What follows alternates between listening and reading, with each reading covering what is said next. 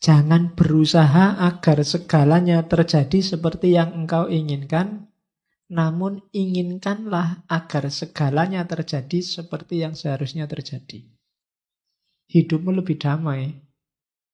Hidupmu akan tenang.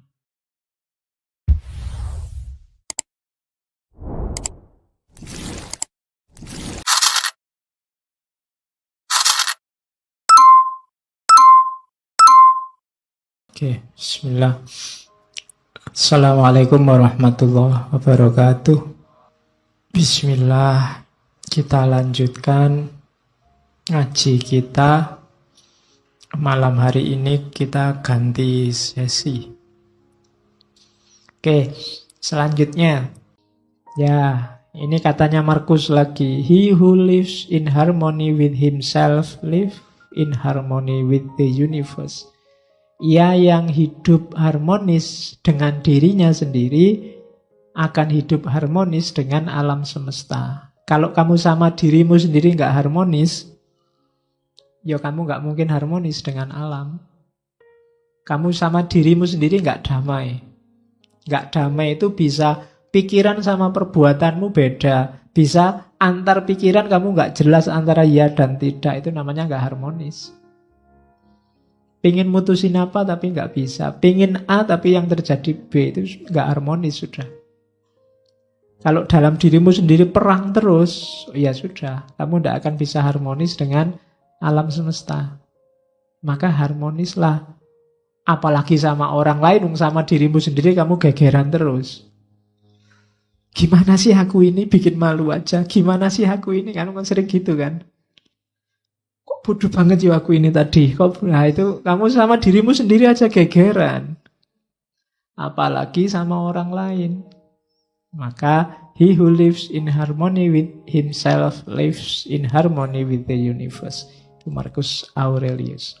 Oke. Ini selanjutnya katanya Zeno.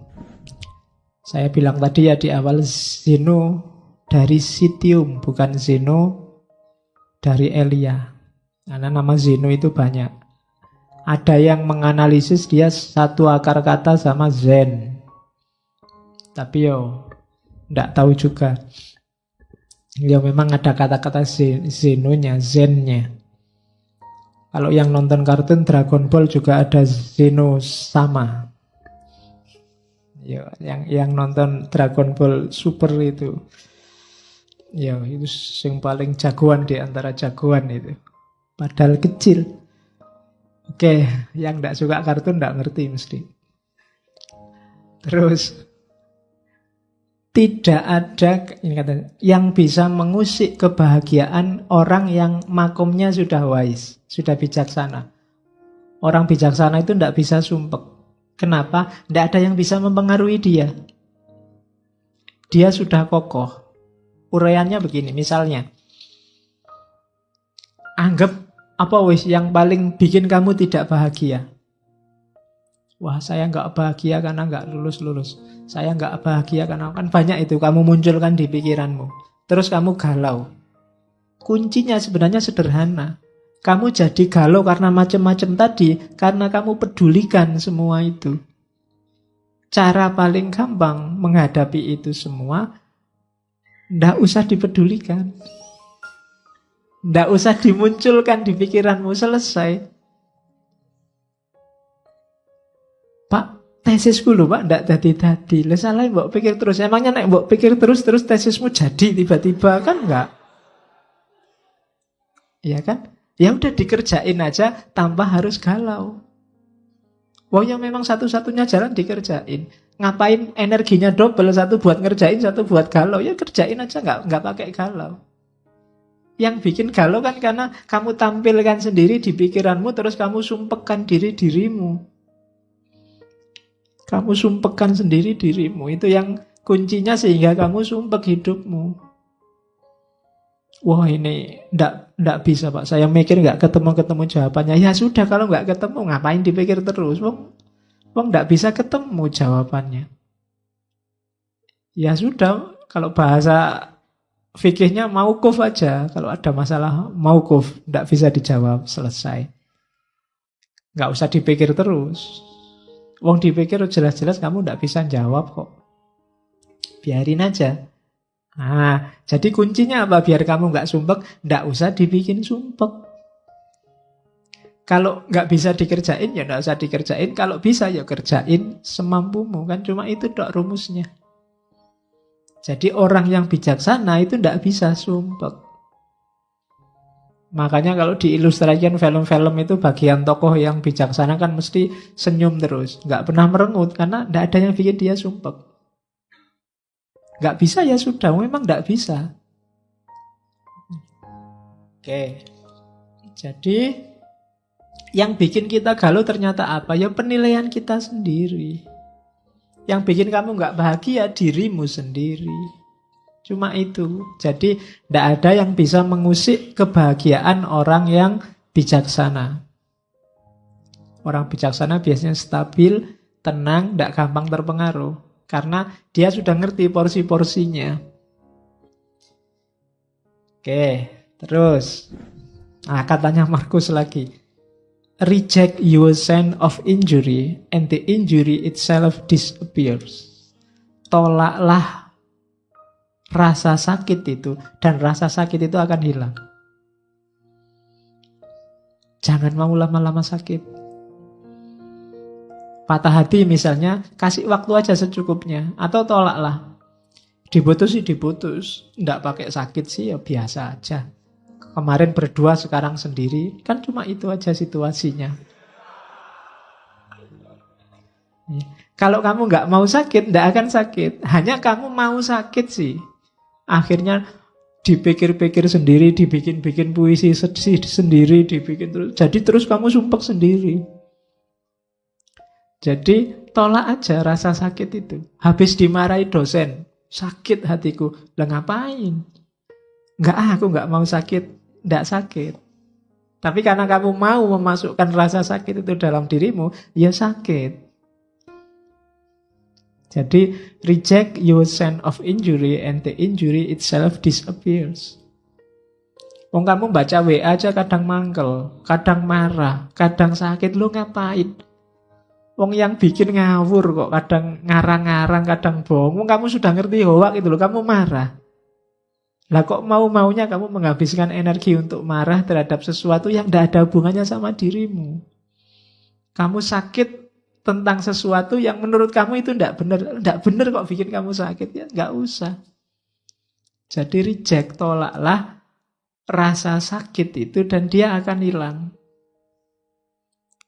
Itu yang katanya Marcus Aurelius. Jadi jangan mau sakit, jangan mau galau. Kuncinya lagi-lagi ternyata di pikiran.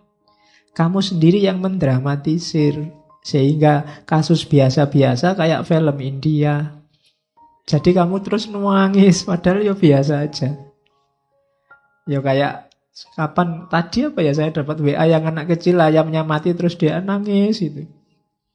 Itu kan ayam mati biasa. Tapi ya karena anak kecil nangis. Kalau kamu ikut nangis juga, itu baru bahaya. Jadi yang kayak gitu kamu nggak bisa menolak. Ada banyak hal yang sudahlah, itu tidak penting. Oke, terus. Dan itu nanti hubungannya dengan kontrol kita atas keinginan. Manusia itu memang fitrahnya dia bahagia kalau keinginannya tercapai. Berarti kunci kebahagiaanmu ada di keinginan. Maka pinter-pinterlah menegaskan keinginan. Begitu kamu keliru, kamu sedang bunuh diri. Bikin keinginan, rancang keinginan yang dalam kontrolmu. Kayak tadi. Bukan sesuatu yang di luar jangkauanmu. Jadi, karena kalau kamu menginginkan sesuatu yang di luar jangkauanmu, hasilnya pasti kecewa. Jangan menginginkan sesuatu yang di luar jangkauanmu. Kamu sudah jelas, sekarang semester 14 sudah mau kena DO, saya cita-citanya cum laude, Pak, tercepat Wis ora iso jelas itu. Daripada kamu stres mending sudah sing penting lulus. Ya, jadi jangan menginginkan sesuatu yang di luar jangkauanmu. Nanti lihat artis di TV kamu jatuh cinta. Pokoknya aku harus dapat dia. Ya, tidak mungkin, jauh. Wong artis itu, kamu siapa? Kan begitu. Nanti daripada kamu stres, tidak karuan juntrungannya loh. Ya cukup kamu beli kaca aja, lihat di kamar. Oke, jadi jangan menginginkan yang di luar jangkauan. Ukur kekuatanmu. Terus, karena kamu bisa kecewa kalau salah menetapkan keinginan. Saya, Pak, mulai sekarang ingin tiap malam sholat tahajud. Mulai jam 1 sampai subuh. Nggak putus-putus. Wis kecewa mesti kamu nanti. Iya. Kenapa? Mungkin di luar jangkauanmu, wong kamu sholat subuh, ayo. Iya. Jadi inginkan yang dalam jangkauanmu. Itu penting bagi yang tidak ingin stres. Oke. Karena itu, kalau tiba-tiba terbersit apapun yang menurutmu itu di luar jangkauanmu, kalimatnya Stoa apa? You are nothing in relation to me. Kamu tidak ada hubungannya sama aku. Jadi jauh-jauh. Jalan-jalan di mall, lihat orang belanja baju banyak sekali, harganya ratusan ribu. Kamu mau beli kaos 40.000 aja diwolak-walik pintu. Nah, lihat orang itu, you are tidak ada hubungannya sama aku. Kita beda dunia. Nggak usah membayang-bayangkan, menginginkan yang kayak yang kamu lihat. Nanti kamu malah stres sendiri. Jadi kamu harus punya senjata ini tadi. You are nothing in relation to me. Ada cowok cewek pacaran, cakep, cowoknya cakep, ceweknya cakep, kamu nonton, kamu jomblo sudah bertahun-tahun. Biar nggak galau apa? You are nothing in relation to me. Kamu nggak ada hubungannya sama aku. Kita dunianya beda. Nah, lo itu lebih simple. Lah daripada kamu stres, mau kamu mangkel marah, malah menghabiskan energi kayak tadi untuk yang sia-sia. Biarin aja lah. Mereka punya dunia sendiri, aku punya dunia sendiri. Aku cukup nonton TV sendirian. Di kamar, sendirian. Makan sendiri. Masak sendiri. Oke. Yuk, bikinlah nanti narasi-narasi untuk lebih baik sendiri. Lebih merdeka sendiri. Sudah apa-apa lah untuk menghibur diri. Jadi inginkan yang bisa kamu kontrol. Untuk yang tidak bisa kamu kontrol, kok tiba-tiba kamu berhasrat, katakan you are nothing in relation to me. Kamu tidak nyambung lagi, kita frekuensinya beda. Nah gitu aja kan, lebih nyaman, lebih enak daripada kamu stres.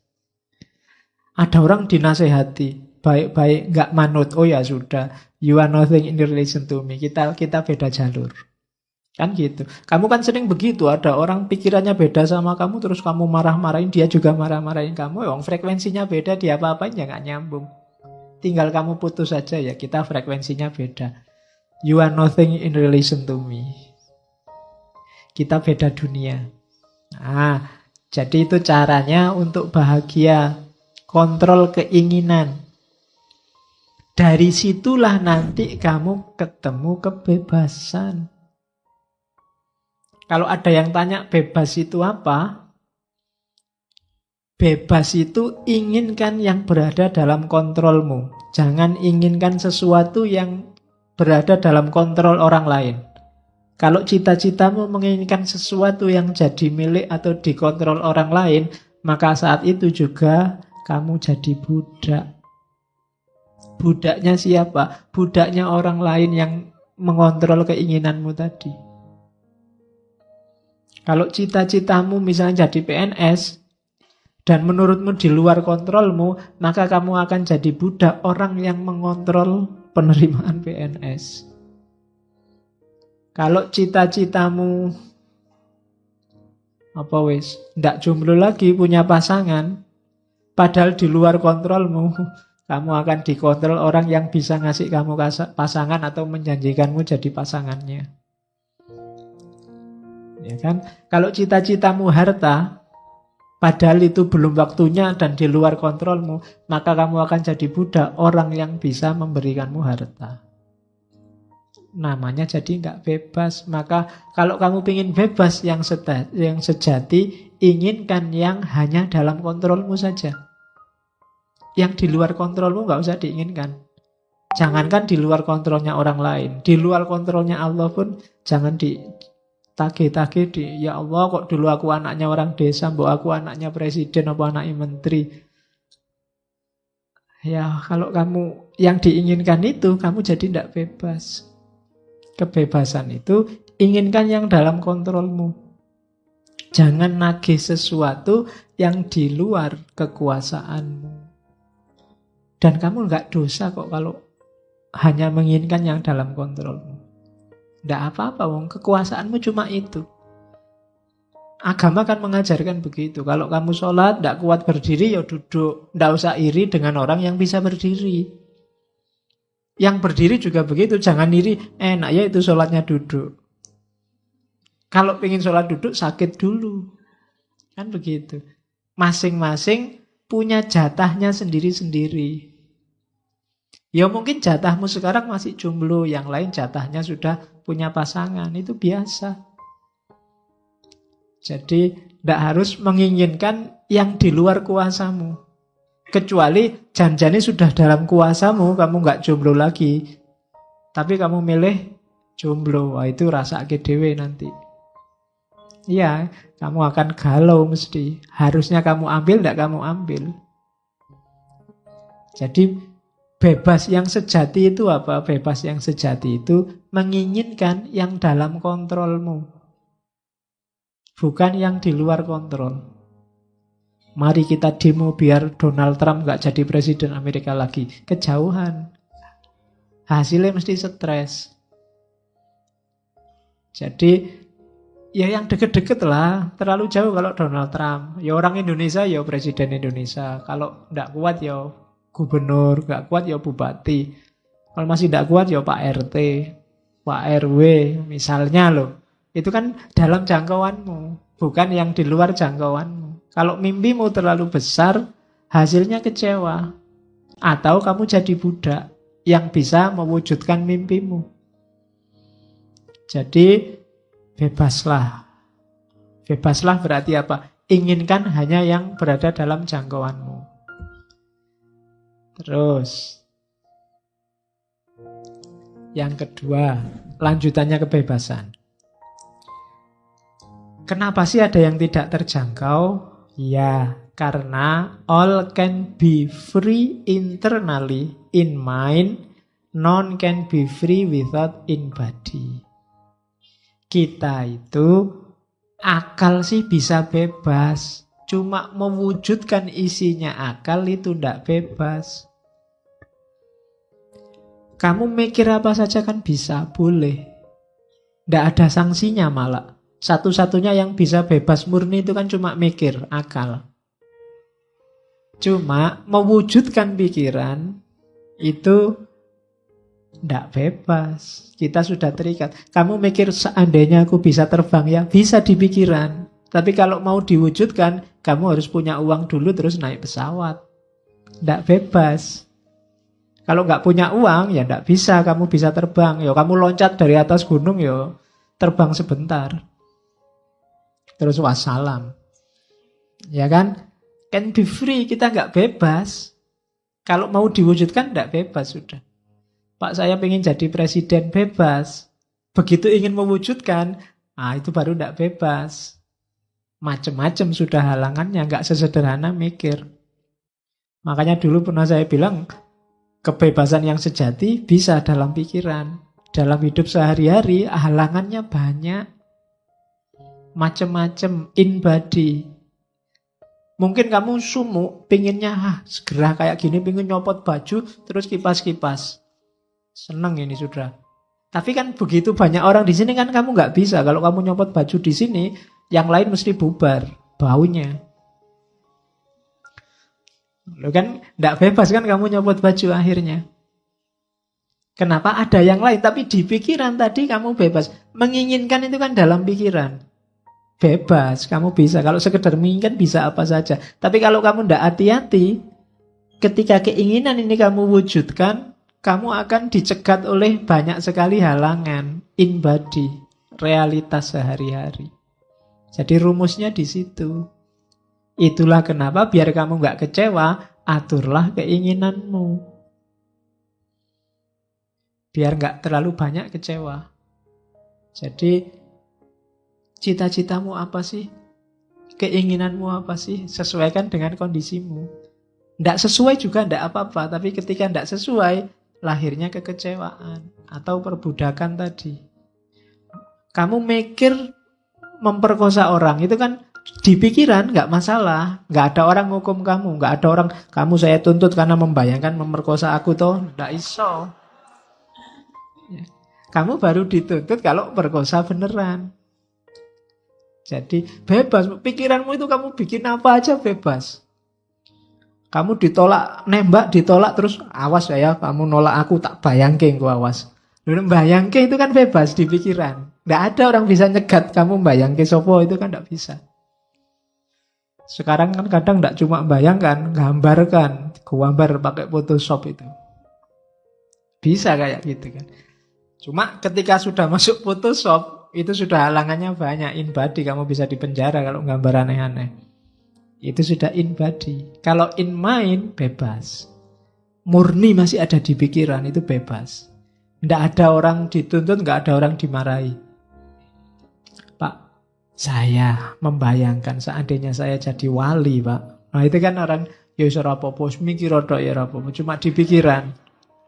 Tapi kalau mau diwujudkan, halangannya banyak. Jadi rumusnya itu, kebebasan itu bisa dalam kamu mikir. Tapi begitu mewujudkan bebas, kamu akan ketemu banyak sekali halangan-halangan. Karena hidup ini coraknya katanya Stoik tadi fatalistik. Terus, ini yang teori lain dari Stoicisme, namanya teori apate. Apate itu nanti jadi akar kata, kalau bahasa Indonesia namanya apatis. Apatis itu kan kesannya, sudahlah, tidak usah mikir hasilnya, paling ya begitu kan, itu apatis. Cuma arti aslinya begini, apatis itu apa? Orang melakukan sesuatu tanpa mikir hasilnya. Yang penting lakukan aja sebaik-baiknya sesuatu itu. Mbo hasilnya apa nanti. Itu apa tuh? Gambarannya kayak orang mana. Orang mana yang ndak mikir panahku nanti hasilnya kayak gimana. Mikirnya gimana caraku manah paling baik. Nah, itu apa tuh? Aku ndak tahu besok IP ku bisa 4 apa ndak. Yang penting aku belajar sekuatku. Itu apa tuh?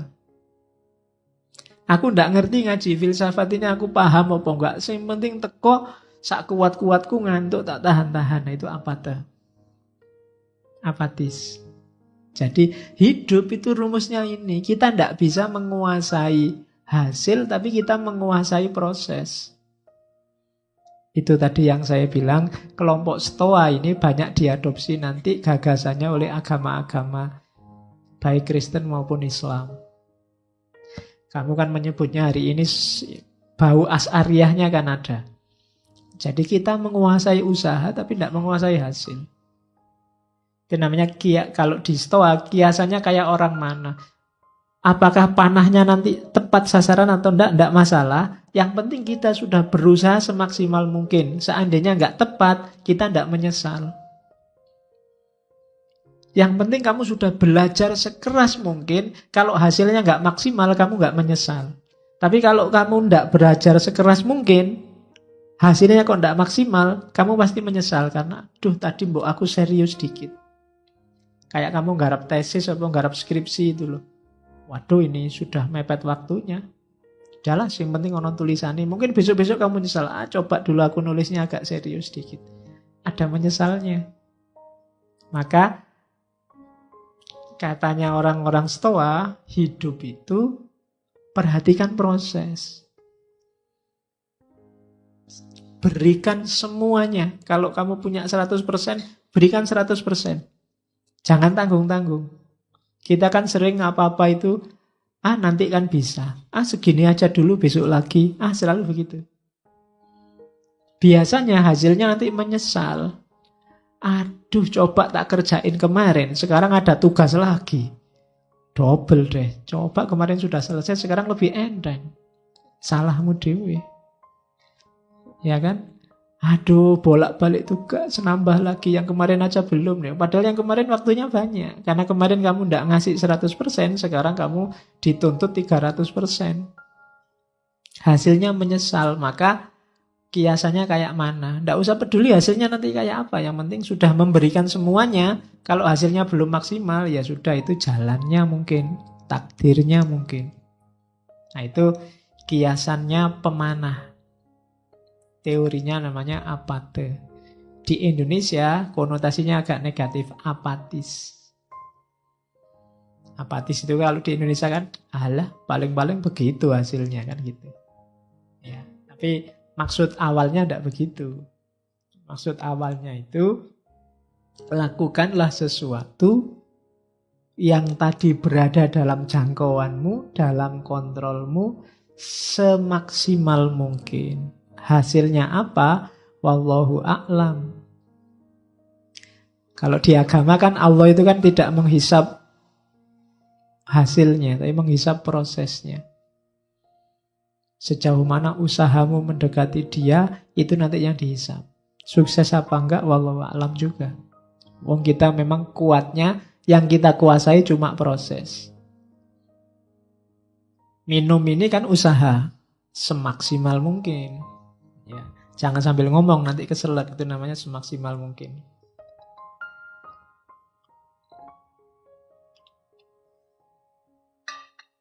Kalau bisa minum, mungkin minum tak tahan-tahan, nanti saja.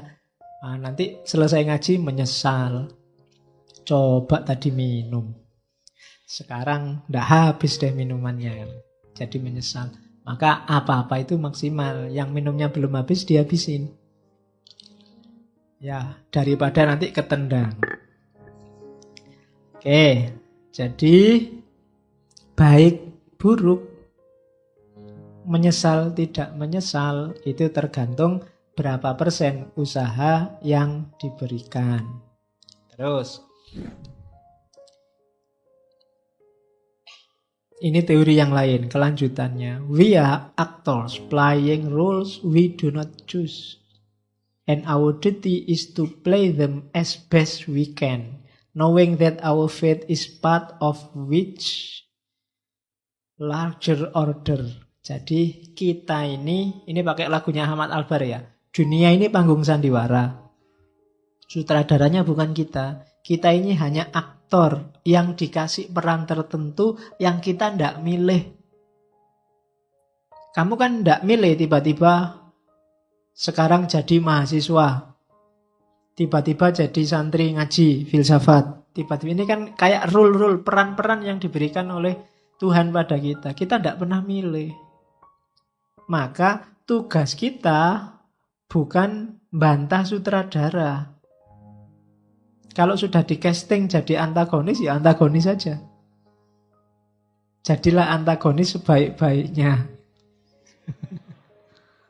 Ya, lo itu maunya begitu memang ya. Antagonis terbaik itu ya maksudnya ya.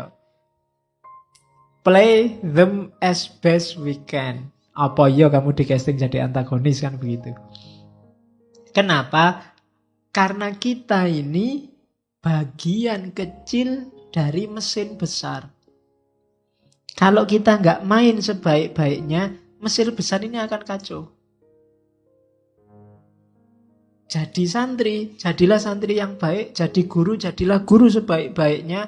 Jadi adik, jadilah adik sebaik-baiknya. Jadi kakak, jadilah kakak sebaik-baiknya. Maka mesin hidupmu akan bagus, normal, produktif. Jangan setengah-setengah. Jadi mahasiswa setengah-setengah. Jadi guru setengah-setengah. Jadi kakak juga setengah-setengah. Ya hasilnya tidak bagus. Mesinmu tidak akan muter dengan bagus. Kita itu bagian, kalau kamu jadi kakak yang bagus, adikmu jadi adik yang bagus, ibumu ibu yang bagus, ayahmu ayah yang bagus, keluargamu jadi keluarga bagus, produktif. Pemimpinnya harus bagus, rakyatnya juga harus bagus. Tidak bisa salah satu. Yang penting kan kuncinya pemimpin. Loh, sebagus-bagusnya pemimpin, kalau rakyatnya kacau ya tetap kacau. Karena ini organisme besar. Bahkan organisme besar ini tidak sekedar keluarga, tidak sekedar negara, tapi alam semesta. Jangan dikira chaosnya Suriah itu ya Suriah saja. Imbasnya pasti ke Indonesia. Buktinya banyak Indonesia yang katut masuk ke sana. Jangan dikira gegerannya apa hari ini. Korea Utara sama Malaysia itu urusan mereka saja. Kalau benar terjadi perang, imbasnya pasti ke sini. Wong kita ini mesin besar kok. Israel sama Iran misalnya perang, terus dua-duanya mengeluarkan nuklir. Yang kiamat bukan cuma Israel sama Iran. Ya sak dunya rusak kabeh. Karena kita organisme besar.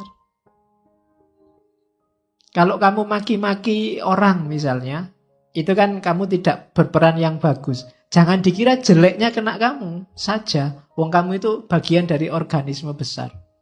Keluargamu mungkin kena, kuwi anake sapa nek ngomong kaya ngono kuwi. Murite sapa lho, gurunya kena. Candi kuwi, daerahmu kena. Iya kan? Jadi jangan dikira urusannya cuma sama dirimu. Kita ini sekrup kecil dalam organisme besar. Maka jalankan peranmu sebaik-baiknya. Nggak usah bahas casting. Aduh, castingku kok ndak enak ini jadi adik. Penginku jadi kakak. Ternyata nggak punya adik, punyanya kakak. Toh akhirnya jadi adik. Ya jadilah adik yang baik. Enak jadi dosen ya tinggal merentah-merentah, nugas-nugasin. Lu dosennya dulu juga pernah jadi mahasiswa. Dulu, sekarang castingnya ganti. Maka castingmu sekarang baru jadi mahasiswa. Perankan sebaik-baiknya. Biar nanti sama sutradaranya kamu diganti casting yang enak. Kalau jadi mahasiswa nggak becus, ya casting selanjutnya kan ya logos tadi loh, ada logikanya, ada hukumnya. Jadi, we are actors playing roles we do not choose, and our duty is to play them as best we can, knowing that our fate is part of much larger order. Jadi kita ini skrup kecil dalam mesin besar. Mesin besar itu murnya satu copot aja ya sudah wassalam. Semuanya ikut kacau. Terus. Oke. Ini rumus terakhirnya. Realistis. Realistis itu apa? Do not seek to have everything that happens as you wish, but wish for everything to happen as it actually does happen. Jangan berusaha agar segalanya terjadi seperti yang engkau inginkan, namun inginkanlah agar segalanya terjadi seperti yang seharusnya terjadi. Jadi inginkan yang seharusnya, bukan inginkan sesuai keinginanmu. Bukan mengusahakan sesuai keinginanmu. Jadi saya pinginnya sih nggak belajar Pak, tapi nilaiku bagus. Nah itu karepmu lah ngono kuwi. Itu loh. Sunnatullahnya kalau pingin nilai bagus belajar. Jadi berusahalah agar yang kamu inginkan itu yang seharusnya terjadi, hidupmu lebih damai. Hidupmu akan tenang. Kalau yang kamu inginkan jadi basisnya bukan keinginanmu tapi realitasnya. Itulah yang namanya realistis. Ya saya realistis saja Pak. Kalau jadi milioner mungkin tidak bisa. Jutawan mungkin bisa lah kalau besok kira-kira kerjaan saya ini. Itu namanya realistis. Yang kamu hitung bukan keinginanmu. Kalau manut keinginanmu sih pengenmu jadi orang paling kaya se-Indonesia. Tapi ya orang mungkin. Nah, itu namanya melihat fakta berdasarkan realitas, bukan berdasarkan keinginanmu. Itu namanya realistis. Kuncinya hidup tenang itu hidup yang realistis. Pak, kalau wajah saya kayak gini ya, asal punya pasangan aja alhamdulillah. Itu lebih nyaman daripada saya Pak, kulitnya putih, rambutnya panjang. Ya, wis. Susah nyarinya. Ada kuda putih. Kulitnya putih, rambutnya panjang. Oke, jadi hiduplah realistis saja. Sesuai standarmu, ya kamu yang bisa ngitung. Kayak tadi loh, yang dalam kontrolmu. Di luar itu jangan.